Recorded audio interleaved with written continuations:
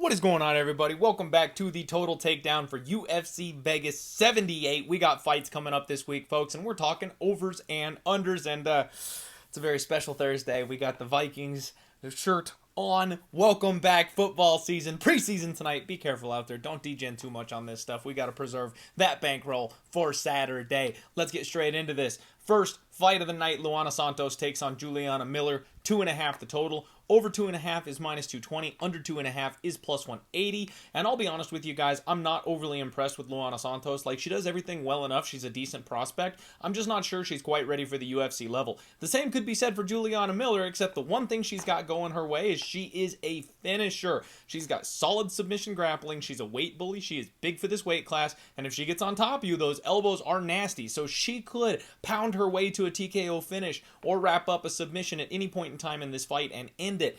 I would prefer to take Miller inside the distance rather than play this under 2.5 at plus 180. I simply do not see Santos finishing Juliana Miller in this spot. She's shown that she's a dog, she's tough, she's durable, and she's big and strong. She's hard to submit. So I don't know if I actually like the under. I'd rather play a finish prop on this one.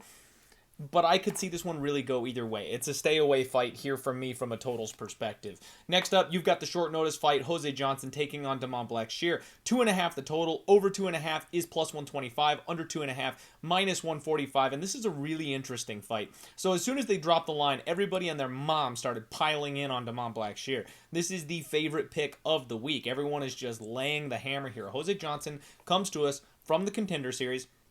He's really young. He's like 27, 28 years old, and he's got a lot of professional experience. Now he finally gets his crack in the UFC. He's big. He's going to have a size advantage on Blackshear. I like Blackshear. I've cashed a couple tickets on Blackshear. His grappling process is solid, but he's not all that great when it comes to his striking game. The process is decent, but anybody who's actually good is going to have a striking edge over him, which I think Jose Johnson does. So we've got a spot where Jose Johnson has terrible takedown defense. That's what does best, but Jose Johnson actually has really solid submission defense. Once it's on the ground, he's active from his back, he's hard to actually put away, and he's shown that time and time again. If you don't catch this guy early, you're probably not going to. He's got solid cardio, he's good in scrambles.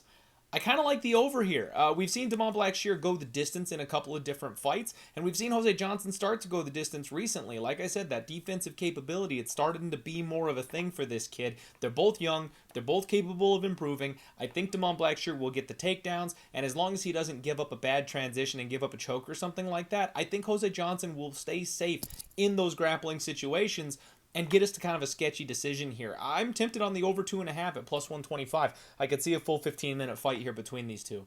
Montserrat Ruiz takes on Jacqueline Amorim in the next fight here. Total set at 2.5, and we've talked about this a lot recently. Women's MMA totals, when they give you a chalky under, it's for a damn good reason. They've started to address these, and when they see an opportunity for a finish, or when they see volatile women that are easily finished or have that offense that's capable of finishing, we got to perk up and take notice, because usually these totals are minus 250 to the over. It's minus 145 to the under 2.5.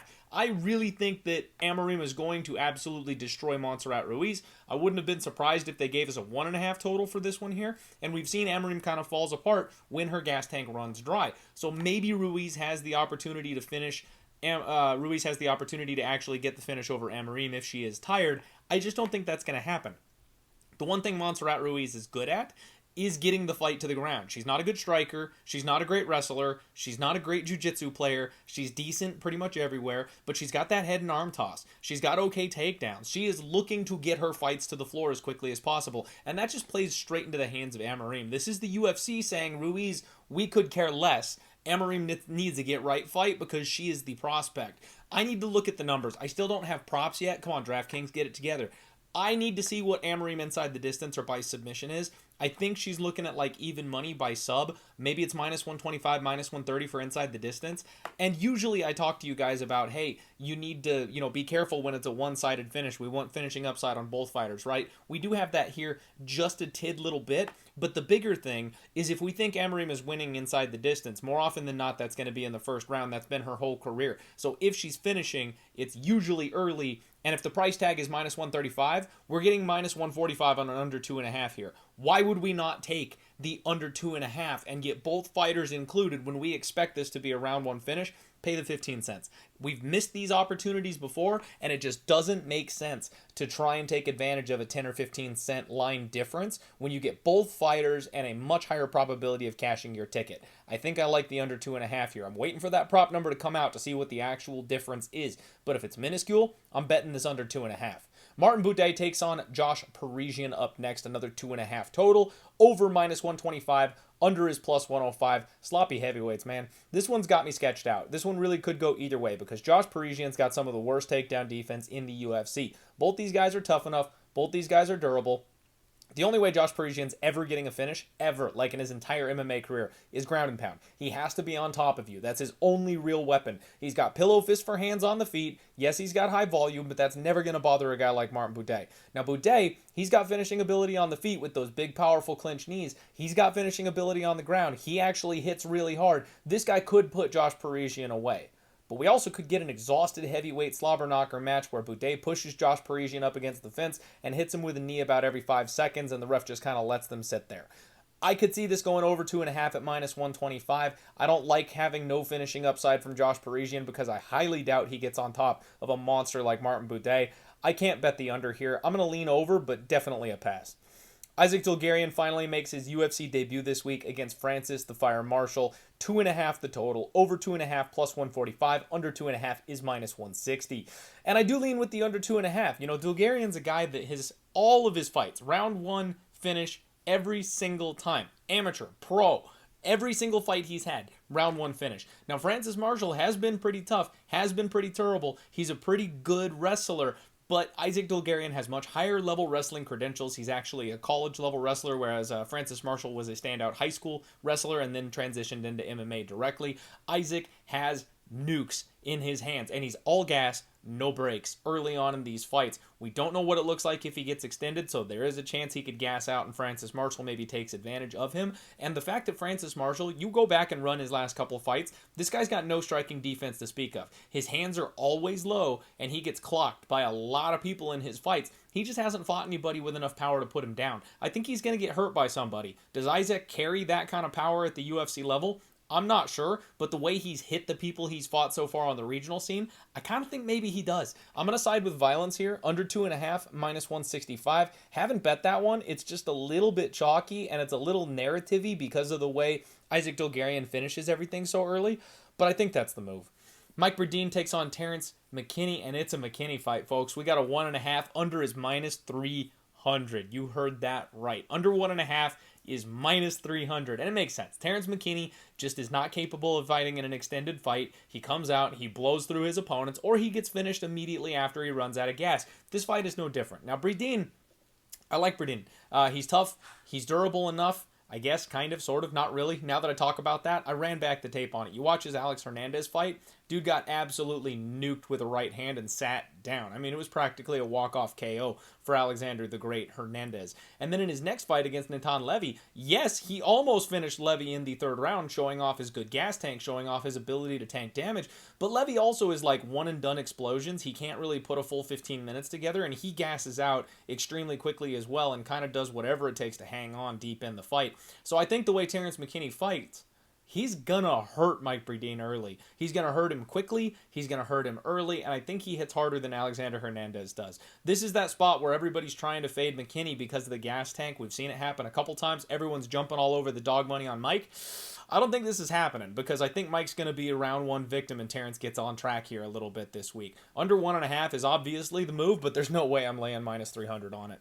Marcus McGee takes on JP Baeza. Another 1.5 finally. Over 1.5 is +125. Under 1.5, -145. I think under 1.5 makes a whole lot of sense here in this spot because we've seen JP Baeza can't take a punch. Marcus McGee showed off some solid striking in his UFC debut. If he clips this guy, he's probably going to hurt him and put him down. JP Baeza also is a very strong grappler. We've seen Marcus McGee, his one loss in professional mixed martial arts was by submission. If JP Baeza gets on top of this guy, he's in trouble. And so I think both guys absolutely have finishing upside. And with the way JP Buy's gas tank tends to fade a little bit the deeper he gets going, and the way this guy has those chin concerns and issues, I do think this fight will probably finish underneath 1.5 rounds. There's always the chance that maybe JP comes new and improved up a weight class with an improved gas tank and maybe grinds on Marcus McGee. I'm not seeing it. I think it's under 1.5. Jamie Pickett and Josh Fremd. This one gets tricky, folks. Over 1.5, minus 180. Under 1.5, plus 150. Things get a little weird here. So I listened to Jamie Pickett's interview, and coming off his 3 straight finish losses, this is a massive step down in competition. People don't like when I say that. People don't want to hear that. Josh Fremd is the lock of the century this week. It's not, folks. It is not. Josh Fremd is all the way up to a minus 360 favorite. I said Josh shouldn't be a minus 250 favorite over anybody. Here he is, a full dollar more expensive. Way too much. Jamie Pickett may not be that great of a UFC fighter, but he's got a couple wins in the UFC, and he's not a bum. I know he looks like a bum, but that's because they're matching him up with guys that are supposed to finish him that are way higher caliber. Those guys would run through Josh Fremd just as easily. Jamie Pickett's talking about letting it go. He's been talking about letting it go since he got to the UFC in the first place. This guy usually ends up cage pushing people. He's actually got a lot of power, and he's quick when he does let go. We've seen him hurt people with his hands, and then he just doesn't follow up. Then he kind of shuts down. He goes back to pitter-patting. His back is against the wall. If there was ever a time when Jamie Pickett was actually going to come out and unload, it would be this fight. Josh Fremd, I don't like his gas tank. I don't like the fact that he leaves his neck hanging out there all the time. He got tapped by Tresean Gore after looking like he was doing stellar in that fight. And against Cedric Dumas, he gave up his back in the second round. If Cedric didn't have an adrenaline dump, we having a completely different conversation today, because Cedric Dumas would have tapped out Josh Fremd if he just wasn't so tired that he fell off the man. This guy makes so many horrific mistakes in his fights that lead to him getting beaten and finished that I think this is a fight that could happen as well. With both guys coming out, pedal to the metal, looking to make a statement, all that offense, all that bad fight IQ, all that poor defense, I do think this is an opportunity for a finish. All that said, I can't bet under 1.5. I kind of think these guys need to get tired. They need to get sloppy. They need to get hurt before something finally happens. I'm probably going to buy up. Now, you have to find an alternate line out there. Like DraftKings has the alternate 2.5, and I think it's minus 145 for the under 2.5. Or if you could lay fight doesn't go the distance at minus 190, I do think we see a finish in this fight. What I'm going to do, and I know this is the total show, so I shouldn't be giving you this on the total show, but my strategy is I'm betting the under 2.5, and then I'm going to bet Jamie Pickett money line. Because really, if this thing goes a full 15 minutes, I think it's Jamie. I favor Jamie if it goes a full 15 minutes because I have yet to see Joshua Fremd put a full 15-minute performance together. He always falls apart, makes a mistake, and gets finished. Jamie, on the other hand, has been finished by bigger, stronger, more powerful guys, but he's gone 15 minutes, and he's beaten people over the course of 15 minutes in the UFC. We've proven that that's possible. So I'm going to do 1 and 1. If Jamie Pickett finishes inside the distance, I cash both, and it's red panty night. If Jamie wins by decision, I cash one, it covers the other, and if this thing goes under because Josh Fremd destroys Jamie Pickett in the first round like everybody thinks he's supposed to, we break even, and it's no harm, no foul. That's the strategy for this week. We like under 2.5. We do like violence, but not at 1.5. Tefon Tchoukwu takes on AJ Dobson up next. 2.5 the total. Over 2.5 plus 110, under 2.5 minus 130. This is another sneaky one that I think might go over. Tefon Tchoukwu dropping a weight class. Wonder how he's going to look out there. He's a big, thick man up a weight class. So I wonder how he's going to handle that. If he's at all, not in the right spot from the weight cut, then maybe AJ Dobson can finish him. Maybe if his cardio is not there because of the weight cut, AJ can take him down. But this is a big, strong guy. I kind of think he's going to be in there and be tough enough and durable enough to hang around, which means this is probably going to be a pitter-patter 15-minute striking match. Kind of like the way Tefon fought Azamat Mirzakhanov. He gave up that big knee in the third round. If it wasn't for that, that thing was cruising its way to a 15-minute decision. Very paced, very measured, and we've seen that AJ Dobson kind of can fall into that rhythm with his opponents too. So I like over 2.5 at plus 110.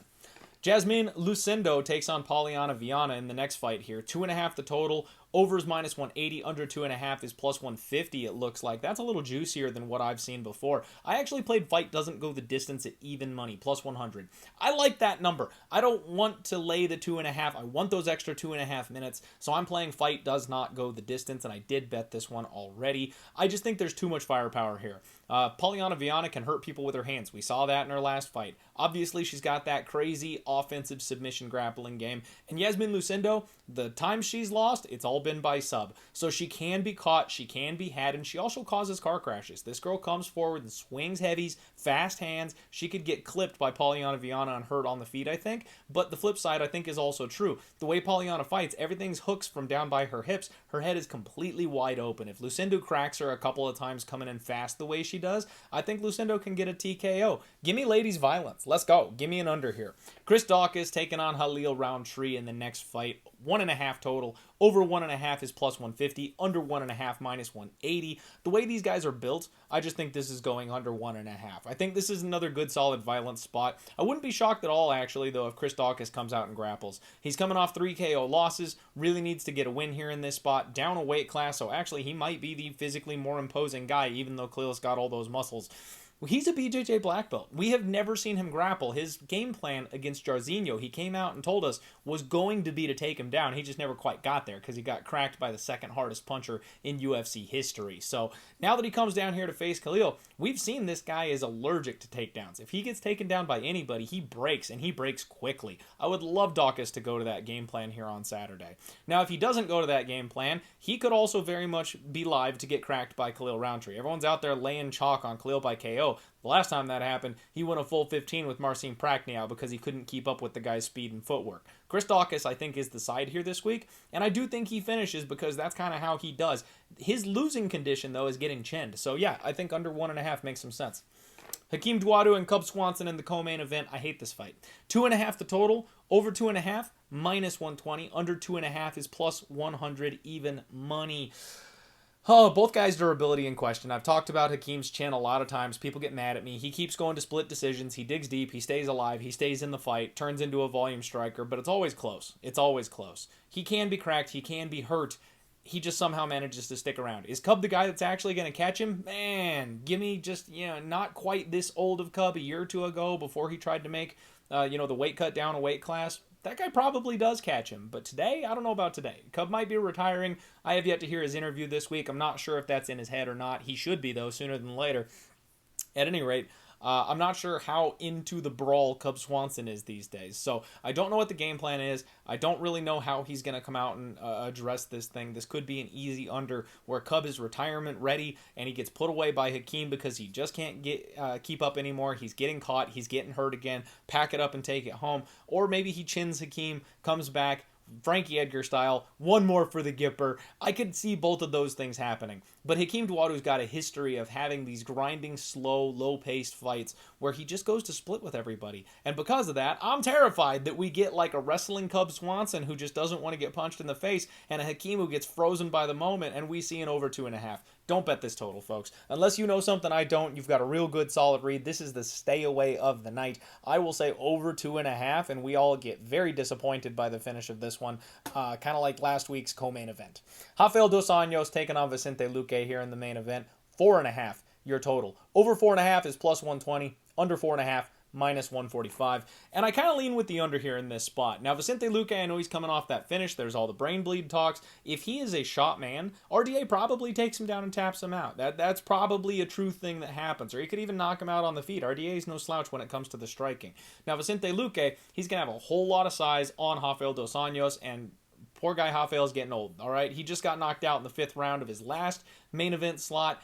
We'll see if he can go 5 with a much bigger man who actually, I think, hits harder than Rafael Fiziev just because of that size difference. I think there's a chance Luque can actually put RDA down in this spot, whether it's via guillotine or Darce when he's coming in on a takedown, rocks him with something when he's being a little bit more patient on the feet and then follows up on it. I do think we're going to see violence here in this spot one way or the other. Now, both guys could be past their prime. Both guys could be a little bit shot, and because of that, RDA does his thing and we grind out a 25-minute decision again here in this spot, but I kind of think one of them is going to be more shot than the other. I haven't bet this one yet. I'm not sure I'm going to because I like a side more than a total, but I will say under 4.5. That's the total takedown, everybody. We'll see you tomorrow for the undefeated post-weigh-in show. Good luck on all your degenerate action. Skol. Let's roll.